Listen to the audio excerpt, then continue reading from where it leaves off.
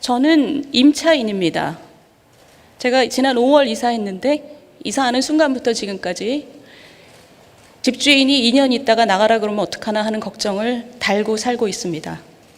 그런데 오늘 표결된 법안을 보면서 제가 기분이 좋았느냐? 그렇지 않습니다. 저에게 든 생각은 4년 있다가 꼼짝없이 월세로 들어가게 되는구나 하는 생각이었습니다. 이제 더 이상 전세는 없겠구나. 그게 제 고민입니다. 제 개인의 고민입니다.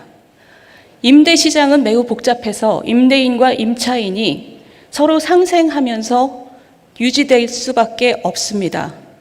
임차인을 편들려고 임대인을 불리하게 하면 임대인으로서는 가격을 올리거나 시장을 나가거나입니다. 그러면 제가 임차인을 보호하는 것을 반대하느냐? 절대 찬성합니다. 그러면 어떻게 해야 되느냐? 정부가 부담을 해야 됩니다. 임대인에게 집을 세놓는 것을 두려워하게 만드는 순간 이 시장은 붕괴하게 돼 있습니다.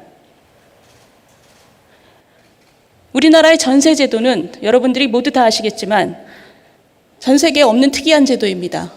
고성장 시대에 그 금리를 이용해서 임대인은 목돈 활용과 이자를 활용했고 그리고 임차인은 저축과 내 집 마련으로 활용했습니다. 그 균형이 지금까지 오고 있지만 저금리 시대가 된 이상 이 전세 제도는 소멸의 길로 이미 들어섰습니다. 그런데도 많은 사람들은 전세를 선호합니다. 그런데 이 법 때문에 너무나 빠르게 소멸되는 길로 들어설 수밖에 없게 된 것입니다. 수많은 사람을 혼란에 빠뜨리게 된 것입니다. 벌써 전세 대란이 시작되고 있습니다. 제가 오늘 여기서 말씀드리려고 하는 것은 이 문제가 나타났을 때 정말 불가항력이었다라고 말씀하실 수 있습니까? 예측하지 못했다 이렇게 말씀하실 수 있습니까? 30년 전에 임대계약을 1년에서 2년으로 몰렸을 때 2년으로 늘렸을 때 단 1년 늘렸는데 그 전해부터 89년 말부터 임대료가 오르기 시작해서 전년 대비 30% 올랐습니다. 1990년은 전년 대비 25% 올랐습니다. 이렇게 혼란이 있었습니다. 그런데 이번에는 5%로 묶어놨으니 괜찮을 것이다? 지금 이자율이 2%도 안 됩니다. 제가 임대인이라도 세놓지 않고 아들, 딸한테 들어와서 살라고 할 것입니다. 조카한테 들어와서 살라고, 관리비만 내고 살라고 할 것입니다. 불가항력이고 전혀 예측하지 못했다. 100번 양보해서 그렇다 칩시다.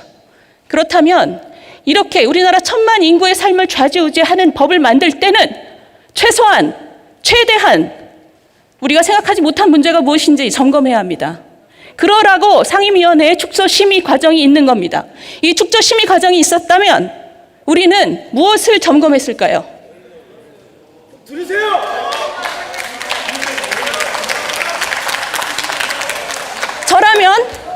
저라면 임대인에게 어떤 인센티브를 줘서 두려워하지 않게 할 것인가?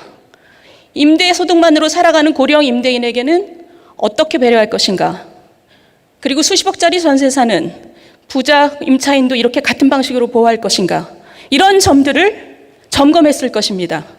도대체 무슨 배짱과 오만으로 이런 것을 점검하지 않고 이걸 법으로 달랑 만듭니까? 이 법을 만드신 분들 그리고 민주당 이 축조심의 없이 이 프로세스를 가져간 민주당은 오래도록 기억될 것입니다. 우리나라의 전세 역사와 부동산 정책의 역사와 민생 역사에 오래도록 기억될 것입니다. 경청해 주셔서 감사합니다.